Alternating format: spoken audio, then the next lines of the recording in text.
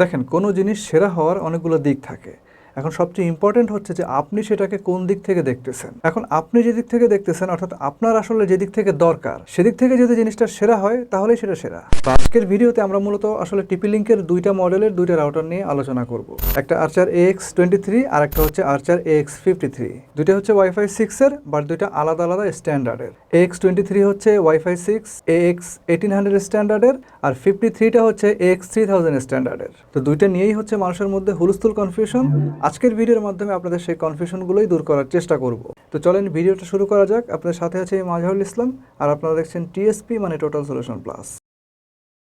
এখন এই যে AX1800 এবং AX3000, এটা কি শুধু দুটো স্ট্যান্ডার্ড, মানে শুধু দুটো স্ট্যান্ডার্ডের নাম? আসেন ব্যাখ্যা করে দিচ্ছি। তো AX23 এবং AX53 দুইটাই যেহেতু ডুয়েল ব্যান্ডের রাউটার, সুতরাং দুইটা রাউটারই আসলে দুইটা আলাদা আলাদা ফ্রিকোয়েন্সিতে কাজ করবে।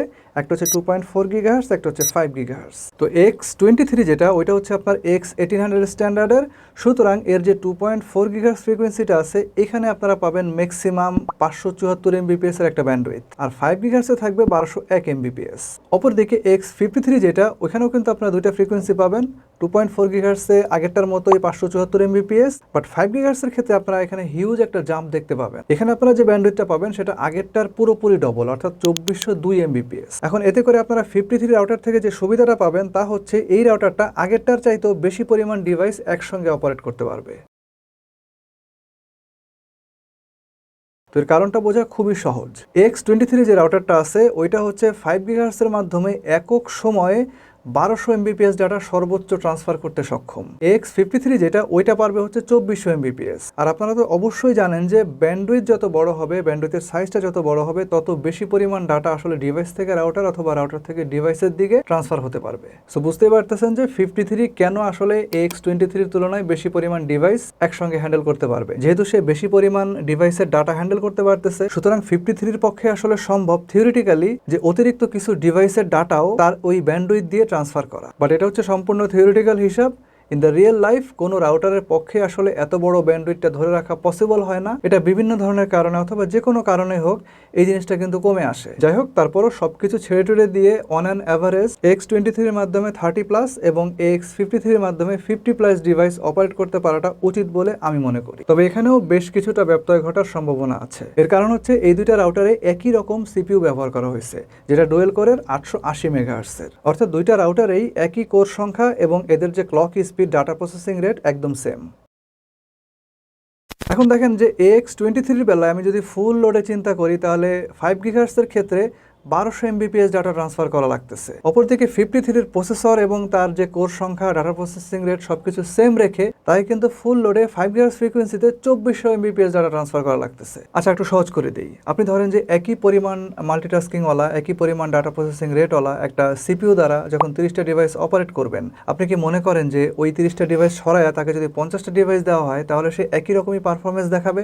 Is it possible? I think it is hardly possible. তখন ওই রাউটারের পারফরমেন্সকে থিওরিটিক্যালি খানিকটা বা বেশ খানিকটা ডাউন বলে আপনার কাছে মনে হবে, এটাই স্বাভাবিক। এটা মূলত আসলে কস্ট মিনিমাইজিং করার জন্য করা হয়েছে, যেন আদার যে কম্পিটিটরগুলো আছে, ওদের যে প্রোডাক্ট আছে, তাদের তুলনায় এটার যে প্রাইস, সেটা যেন ওভার প্রাইস না হয়ে যায়। সুতরাং আপনার সার্টেনলি দুইটা রাউটারের মধ্যে একই পরিমাণের ডিভাইস ম্যানেজমেন্ট দেখতে পারতেছেন, নো ডাউট। তবে HomeShield security system will make the big difference, যেটা 53-তে আছে, 23-তে নাই। তো হোমশিল্ড হচ্ছে one of the best utility feature, যেটা আসলে TP-Link-এর যে হায়ার স্ট্যান্ডার্ডের রাউটারগুলো আছে সেগুলোর মধ্যে ইনক্লুড করা হয়। এটা একাধারে আপনার জন্য real time internet security, advanced quality of service এবং প্রফেশনাল মানের একটা প্যারেন্টাল কন্ট্রোল এনজয় করার সুযোগ করে দেবে। তবে পেইড সাবস্ক্রিপশনের মাধ্যমে এটাকে আপনারা প্রো ভার্সনে উন্নীত করতে পারবেন, তাহলে এর আরও কিছু অ্যাডভান্সড ফিচার আপনার জন্য আনলক হয়ে যাবে। এবং এ নিয়ে যদি আরও ডিটেল আপনারা জানতে চান, যদি আরও বেশি লেখাপড়া করতে চান, তাহলে অবশ্যই ডিসক্রিপশন বক্সে একটা বা দু একটা লিঙ্ক আমি দিয়ে দিচ্ছি, আপনারা সেগুলো চেক করতে পারেন। আর রেঞ্জের কথা যদি বলি, আপনারা দুইটা রাউটার থেকেই +- 2000 স্কোয়ার ফিটের মতো কাভারেজ পেয়ে যাবেন।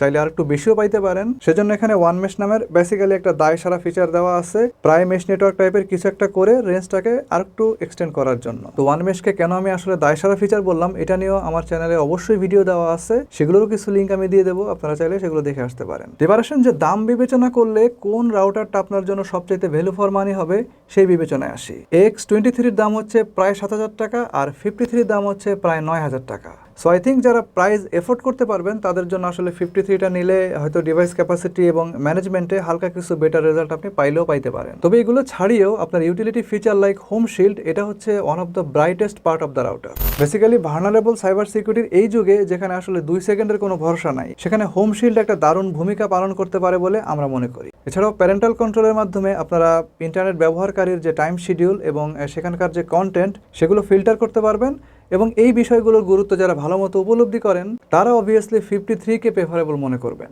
মূলত দুইটা রাউটারের মধ্যে দামের যে ডিফারেন্স, অর্থাৎ একটা হচ্ছে 7,000 টাকা, একটা হচ্ছে 9,000 টাকা, এই যে মাঝখানের 2,000 টাকা, এই হোম শিল্ডের বিষয়টা কিন্তু এই 2,000 টাকার জন্য অনেকটা দায়ী। কারণ বিল্ড কোয়ালিটি বলেন, হার্ডওয়্যার ফিচার বলেন, সবই তো সেম, শুধুমাত্র স্ট্যান্ডার্ডটা একটু আপগ্রেড, আর এই যে হোম শিল্ডের যে ফিচারটা, এই ফিচারটা আসলে এখানে ইনক্লুড করা হয়েছে। তাই মনে করি যে হোম শিল্ডের কথা যদি আপনি মাথায় রাখেন এবং অ্যাডভান্সড প্যারেন্টাল কন্ট্রোলের কথা যদি আপনি মাথায় রাখেন, এই যে অতিরিক্ত 2,000 টাকা, এটা আমি মনে করি যে 53 রাউটারের যে এক্সট্রা ইউটিলিটি সেই হিসাবে কোয়াইট জাস্টিফাইড। সুতরাং আমি আশা করতেছি যে 23 এবং 53 এই দুইটা রাউটারের যে মূল পার্থক্যের জায়গাটা, এটা হয়তো আপনারা একদম ক্লিয়ারলি ধরতে পারছেন। তার জন্য এখন আপনি কি 7,000 টাকা দিয়ে AX23 কিনবেন নাকি আরো 2,000 টাকা অ্যাড করে 53 নেবেন, সে সম্পর্কে একটা নিশ্চিত ডিসিশন নিতে এই ভিডিওটা আপনাকে হেল্প করবে। তো এই ছিল ভিডিও, কেমন লাগলো কমেন্ট করে জানাই দেন। যদি ভালো লাগে অবশ্যই লাইক দেন, চ্যানেলটাকে সাবস্ক্রাইব করে রাখেন।